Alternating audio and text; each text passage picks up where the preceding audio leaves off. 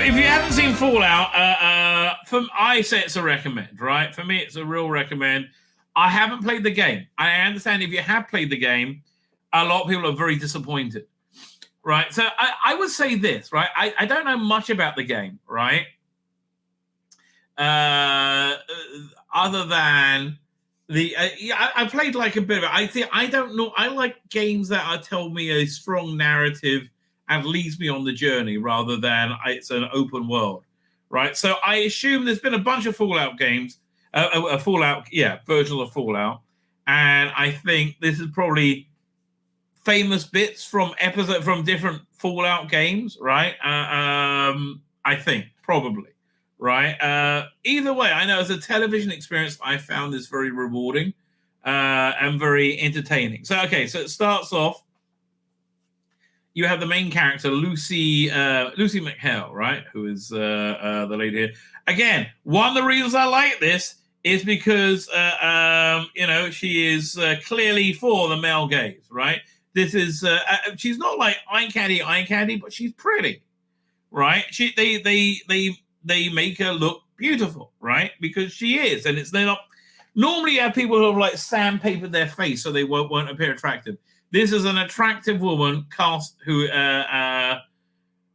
because they're attractive to a great extent. I think that was an important part of the casting process, right? And she's attractive and a little bit sexy, right? So for me, like absolutely works. So she lives in a vault underneath the ground. There was it takes place in a parallel dimension where they had like much higher technology in the 1950s, or like the 1950s style lasted a lot longer.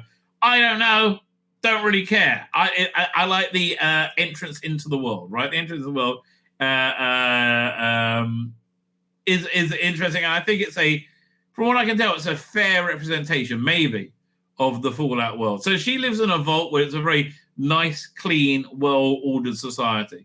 And for some reason, she can't get married, right? And I can't remember why, right? So she's in Vault 33. So they make a deal with Vault 32 that somebody from Vault 32 is going to move over to Vault 33, and they'll just get married, and it's like a blind marriage, right? So this happens. So the Vault 32 people show up, and they seem a bit funky, a bit strange. And they go, so they go and look at their new home, and then they have lots of sex, right? Again, I like that. I like that it's meant to be reasonably titillating, right? I think that's a good thing, right? I mean, God, look, we keep having Shooty Gatwa ponce into bloody camera, as the sexy doctor. Right, I look. It's a woman again, and it's not the definition of her being, but she's not running away from it, right? Which I really like, right? I think this seems like balanced and normal. I'll tell you what this is. This is a female protagonist who feels like a woman, right? I mean, I've never touched her, but like Michael Burnham in Star Trek doesn't feel like a human being, right? And like these are all these female heroes are weird wish fulfillment versions of women. It's just really bizarre, right? It's really genuine. So this feels actually like a human being, right? So essentially, then there's this great scene again. This is mild spoilers, right?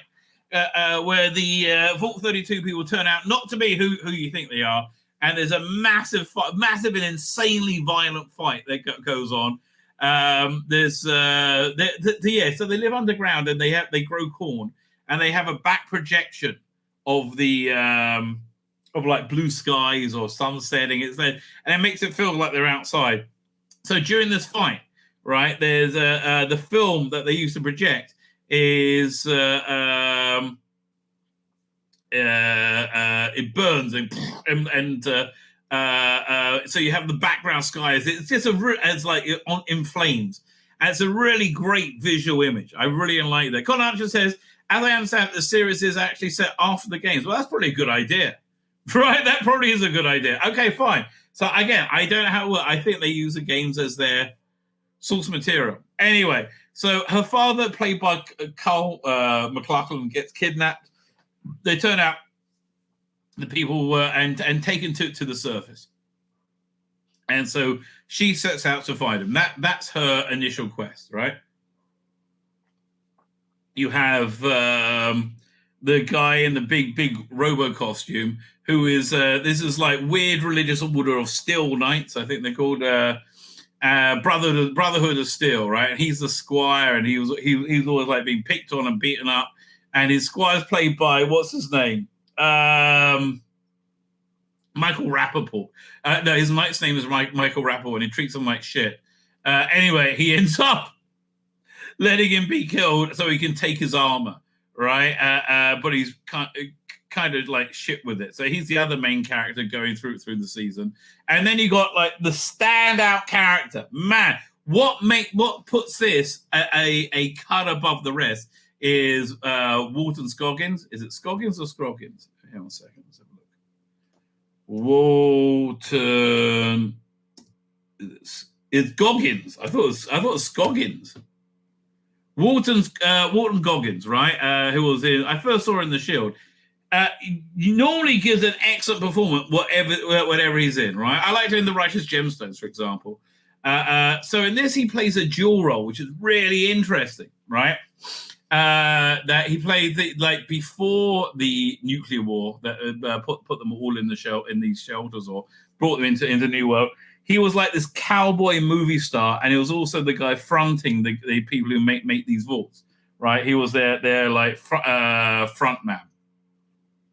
And the famous like vault person thumbs up was from him, right? So you have that interesting journey going on, and he plays it in a very layered way. By the way, this is also a colorblind universe. He's married to the black woman with a black daughter in the 50s or whatever it is. I'm fine because we're in an alternate reality. I'm like, okay, whatever. This is totally fine by me, right?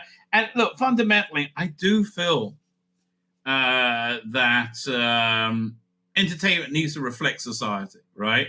And so I'm fine for casting black people where there weren't black people in history. Look, Jesus probably wasn't blonde, right? What do you want me to tell you? Yeah, blue-eyed. You know, we idealize things to our society, so I'm not bothered by that one bit. If that's how things change, I'm totally okay with that. So that story, and then post-apocalypse, he's this guy, the Ghoul, right? And again, this is a great villain, played with like genuine pathos, right, and layers. Right, really evil, and again, a really great villain at the same time. Actually, when I was watching this felt like a very good 2000 AD strip adapted, right? And yeah, this feels like a very archetypal 2000 AD villain, right? In a very archetypal 2000 AD. I could see it being drawn by like Brendan McCarthy, right, in the 80s, or have that kind of like stylized, feel to it. Or I don't know, you could go a lot of ways with it, like Brian Boland.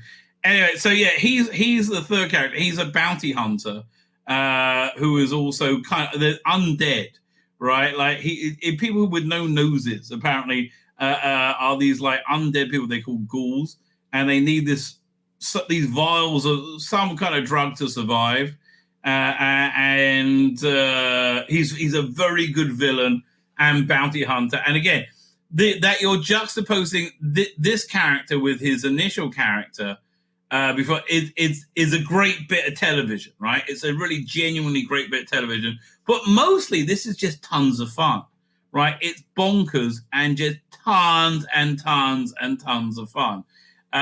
So the main plot of the story, you get introduced by Michael Emerson. I think this is in the second or third episode. Michael Emerson is always like the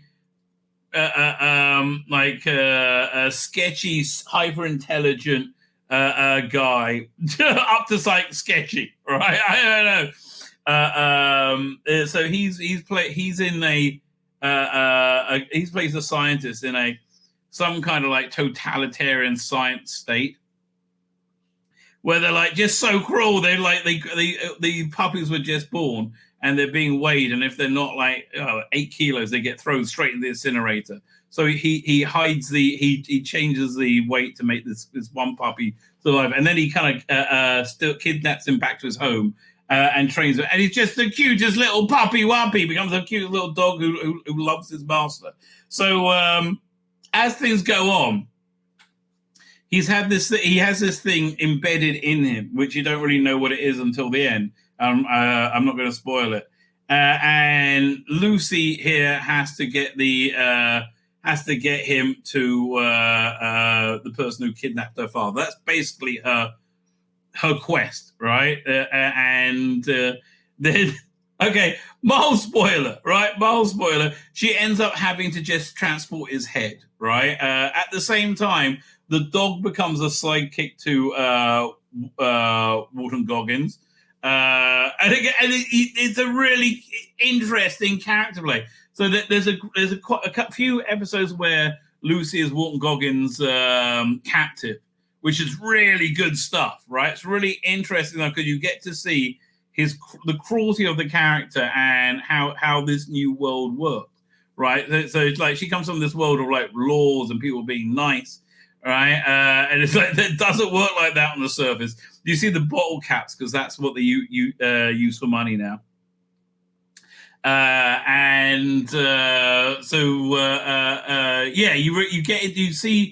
You get really inside both characters, and there's another plot strand of what's really going on with the vaults, which is not what it appears to be, and the Walton Goggins one ties into that because his wife works for the vault company, where you get to see what's really going on. It's really quite horrific when you find out what it is. I think in the last episode.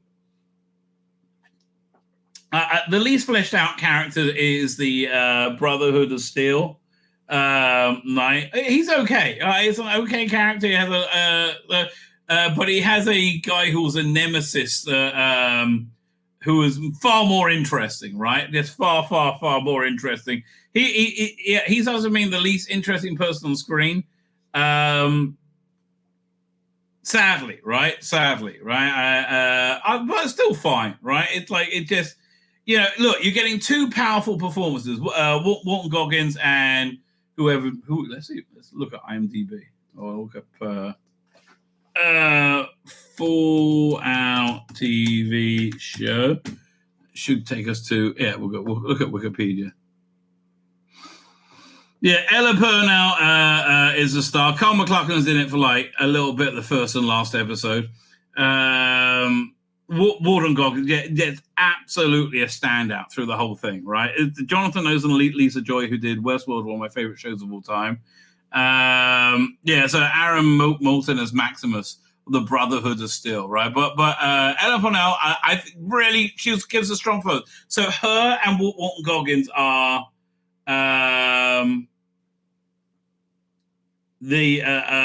couple of they give really powerful performances. What's she been in? Because I know Walton Goggins. See, that's what I mean.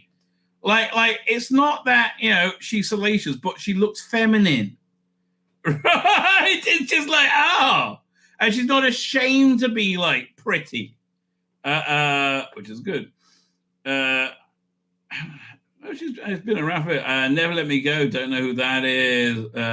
Wasteland. This was 2010, so she was born in 96. Okay, so she was been in movies for it. She was 14. She was in Kick-Ass 2. Okay. That was when she was born again, 30, so she's 18 then. Who's Dulce? Dulce Kick-Ass 2. Who is that character? Okay. Fine. I still don't know. Mouse, she was in UFO? What's UFO?